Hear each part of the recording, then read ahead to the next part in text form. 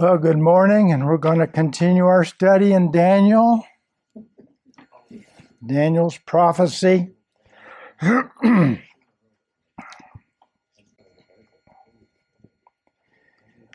anybody know about how old Daniel would be about the time of this lesson today?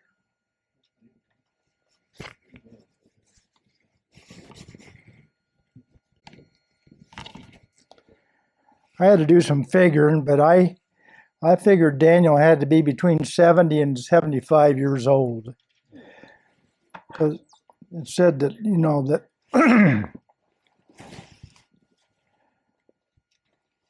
that the first captives were taken from Israel or from Judah in 605, and Daniel was taken in the first captivity, and I figured he was 15 to 20 years old.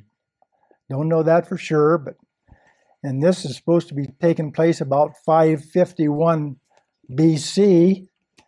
So if you figure up the years, it'd make him about 70 to 75 years of age, and ought to be between 50 and 55 years of Israel's captivity.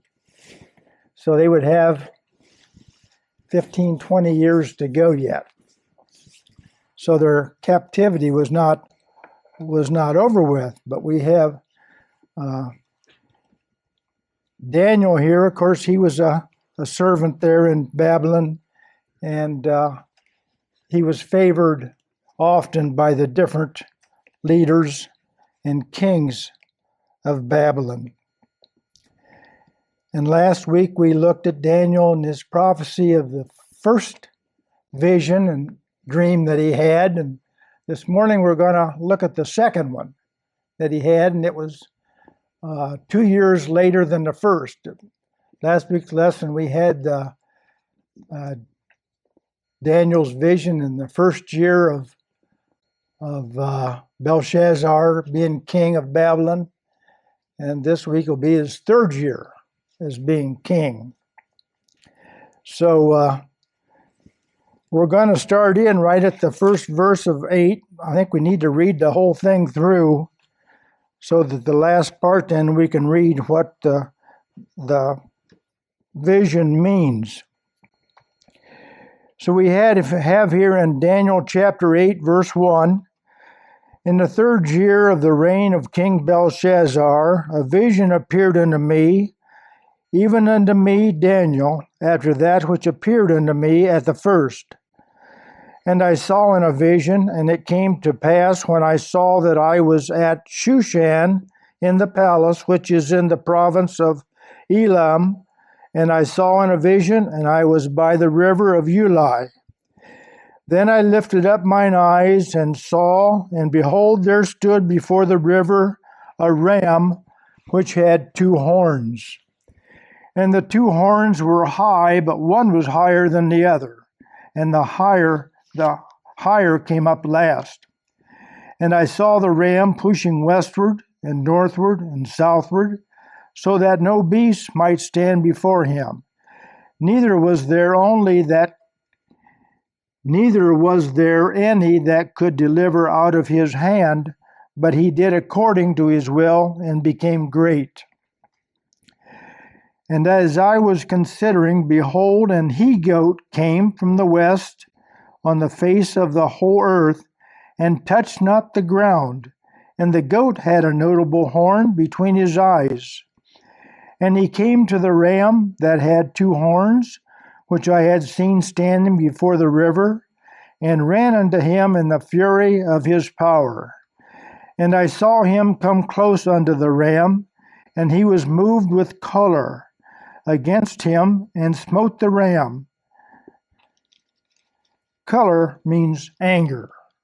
I hadn't remembered that from school, but my Bible tells me that means anger. So he moved with anger against him and smote the ram and brake his 2 horns, and there was no power in the ram to stand before him. But he cast him down to the ground and stamped upon him, and there was none that could deliver the ram out of his hand. Therefore the he-goat waxed very great, and when he was strong, the great horn was broken, and for it came up four notable ones toward the four winds of heaven.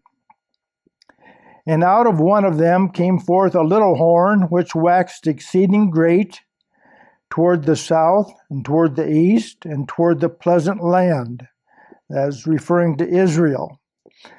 And it waxed great even to the host of heaven, and it cast down some of the host and of the stars to the ground, and stamped upon them. Yea, he magnified himself even to the prince of the host, and by him the daily sacrifice was taken away, and the place of his sanctuary was cast down. And an host was given him against the daily sacrifice by reason of transgression, and it cast down the truth to the ground, and it practiced and prospered. Then I heard one saint speaking, and another saint said unto that certain saint, which spake, How long shall the vision concerning the daily sacrifice and the transgression of desolation to give both the sanctuary and the host to be trodden under foot? And he said unto me, Unto 2,300 days, then shall the sanctuary be cleansed. And it came to pass, when I, even I, Daniel, had seen the vision, and sought for meaning, then behold, there stood before me as the appearance of a man. And I heard a man's voice between the banks of the Ulai, which called and said, Gabriel, make this man to understand the vision. So he came near where I stood, and when he came, I was afraid, and fell upon my face. But he said unto me, Understand, O Son of Man, for at the time of the end shall be the vision. Now as he was speaking with me, I was in a deep sleep, on my face toward the ground. But he touched me and set me upright. Then we get into our lesson for today.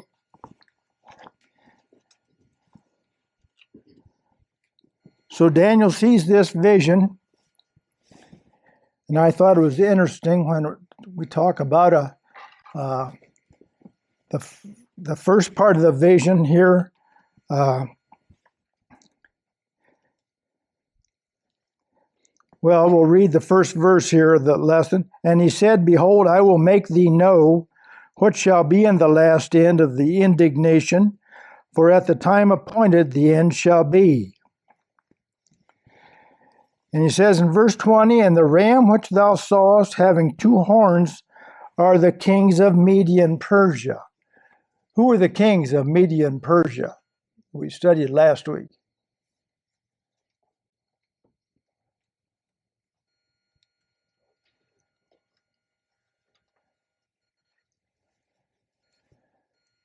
It was Cyrus and Darius. They were the kings. And I thought it was interesting here that they used the ram here as the first king with power, which would be Belshazzar. And when I was young growing up, we had a few sheep at home. And that's what I was going to say. Do you know what a ram is? A ram is a sheep. And we had a few sheep at home. And I remember when I was very young, probably about 8 or 10 years of age, my aunt, she lived down the road about a mile. And she had a few sheep also. Well, she had this ram. We called it Bucky.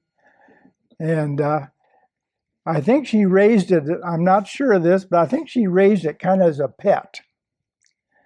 And sometimes when you have a pet like that, when they grow to maturity, they get pretty ornery.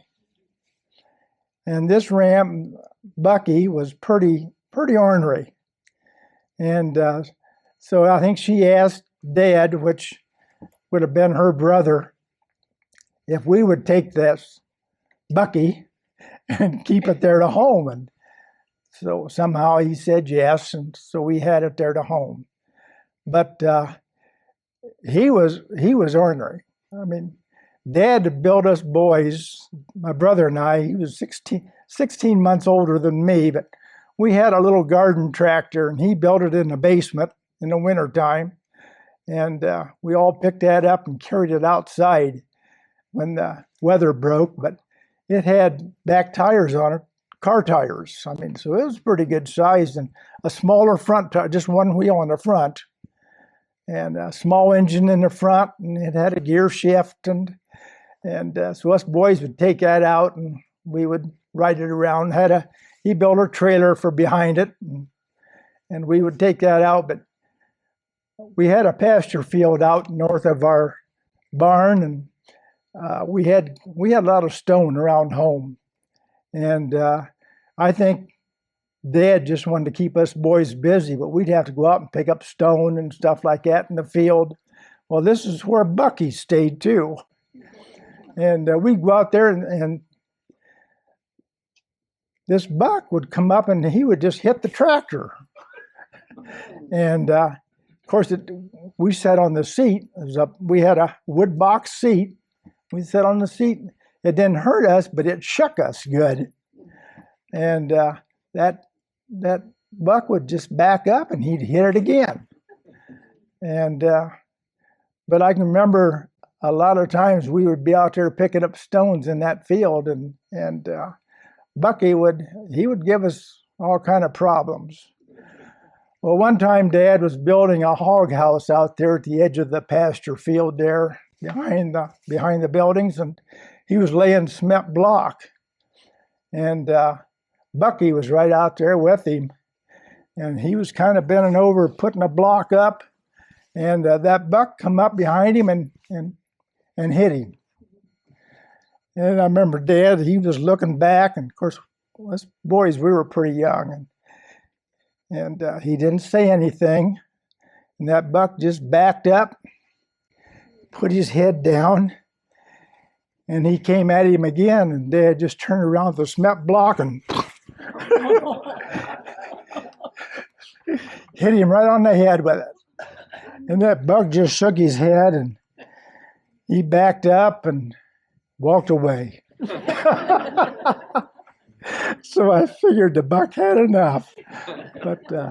But we had that buck for a long time, but he would give us boys a lot of trouble when we were young. All right, back to the lesson.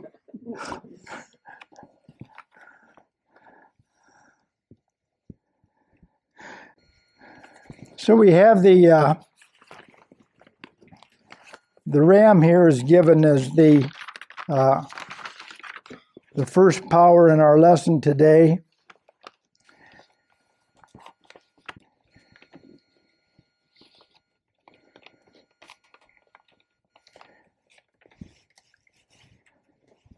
So in verse 21, and the rough goat which came, that was the king of Greece. Do we know who the king of Greece was? Pardon? Alexander the Great. And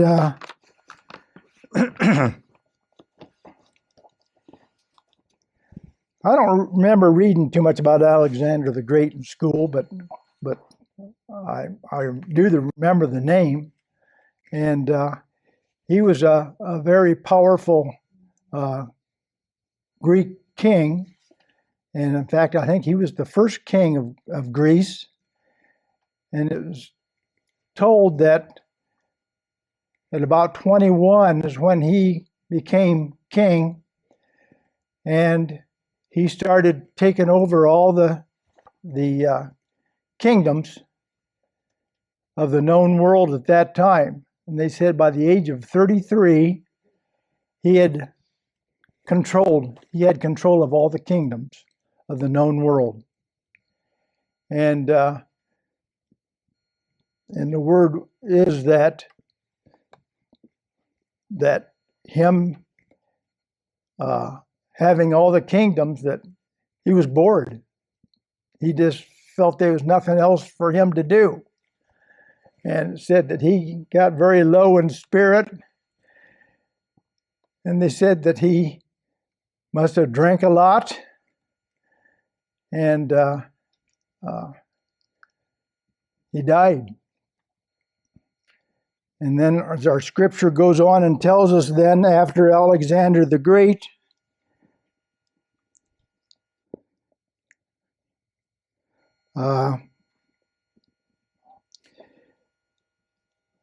and the rough goat, as I said, was Greece. And the great horn that is between his eyes is the first king. That had been Alexander the Great. And in verse 22, now that being broken, when Alexander the Great fell, whereas 4 stood up for it, 4 kingdoms shall stand up out of the nation, but not in his own power.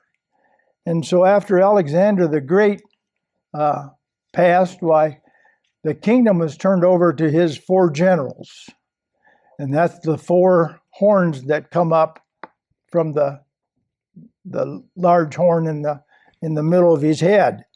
And so these 4 generals came up, and they did not ever have the same power as what Alexander the Great had. And but they were in power for some time, but it says they were not in their own powers. So that refers to God was in control of all of this, that they had power, but they had only as much power as God had allowed them. And of course, we know that Israel in this captivity, that God was punishing them for all of the years that they didn't listen to the other prophets. And they lived in their sin, and they sacrificed to idols, and they didn't sacrifice to God and didn't follow after God is what they should have and what God had intended for them. So in verse 23 then, and in the latter time of their kingdom, when the transgression are come to the full, a king of fierce countenance and understanding, dark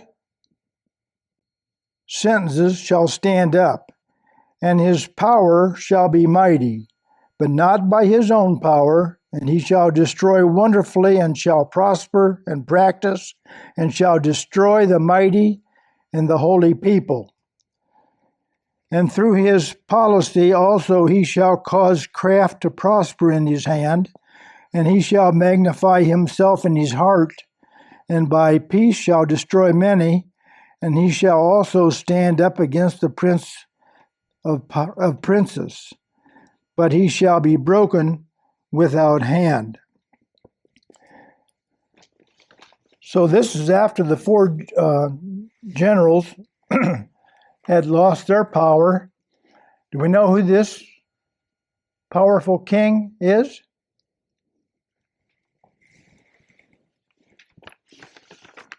Can you tell us, Toby? Antiochus. What's his name? Antiochus. Antiochus Epiphanes. Do you remember studying him in school at all?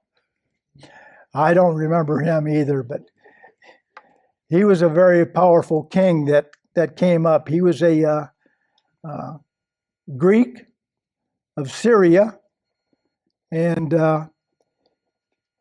he had more evil intentions than any of the others. I don't know if he was any more powerful than Alexander the Great, but he had definitely more evil intentions than he. The scriptures tell us that he slew a lot of the Jewish people, and he went into their temple, it says, and he took and brought a pig in and sacrificed the pig in the temple in Jerusalem. And of course, this is debauchery and indifference against the Jewish law. And he did not allow any of the Jewish people to practice their religion. And he was a tremendously evil man.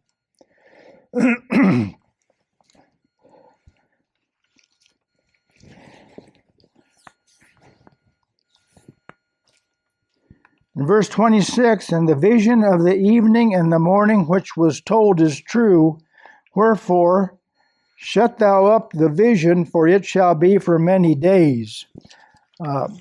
These visions that Daniel had were not to be accomplished in a short period of time. In fact, this Antiochus Epiphanes seemed to be like a forerunner of the Antichrist, which is to come. And he did some of the things that probably will take place sometime in the future. So these here visions that Daniel had has all taken place, but they had not taken, any of them hadn't taken place in his lifetime.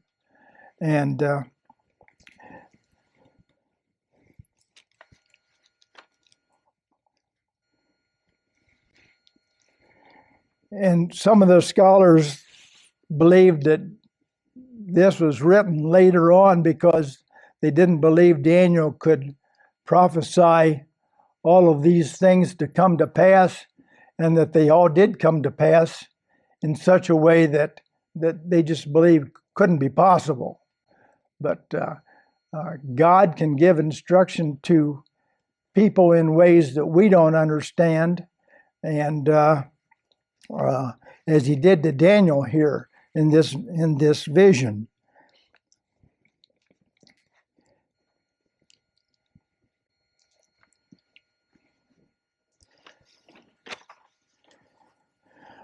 So the Antichrist is yet to come, but any of these things that have happened, there's nothing more that needs to happen before Christ's return. And Christ could return at any day. And but of course the Antichrist hasn't come yet, but that will be set up during the tribulation time, and I believe that'll be after Christ comes back to take the Christians home with him. And so Daniel got all of this vision, and Gabriel, the angel who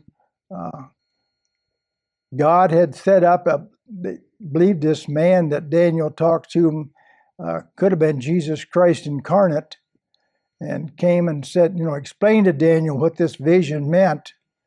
And that's when he called for Gabriel to come and to explain this vision to Daniel.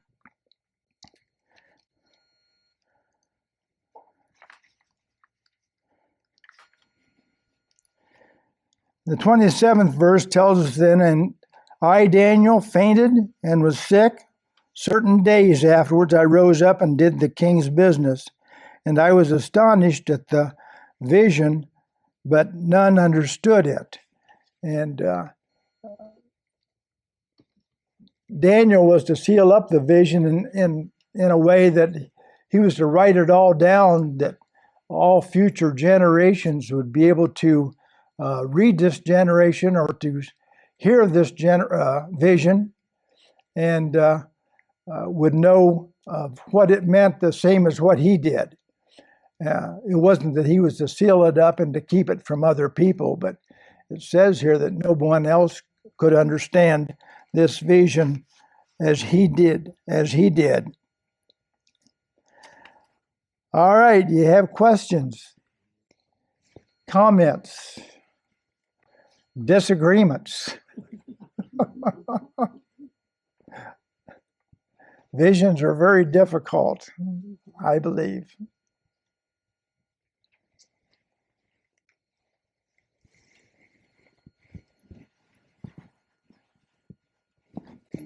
I thought it was interesting in our lesson that told us that several of these kings, two of these kings anyways, they did things, but they did not do much of it in their own power.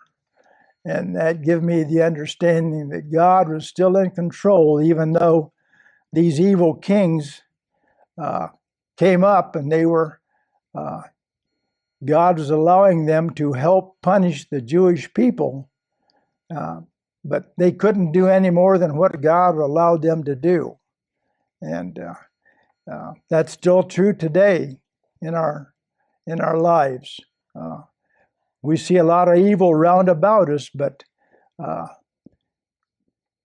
we got to remember that God is still in control, and what God has planned and purposed for you and I and for this nation and for this world is still going to come to pass. And that cannot be changed. And it will not be changed. Well, we're done early, but that's about all I've got.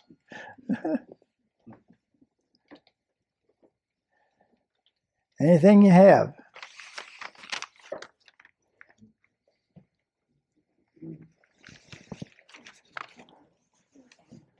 All right. Well, keep reading in Daniel. We'll go on next week to the next chapter and see what I didn't read it yet, so we'll see what we have.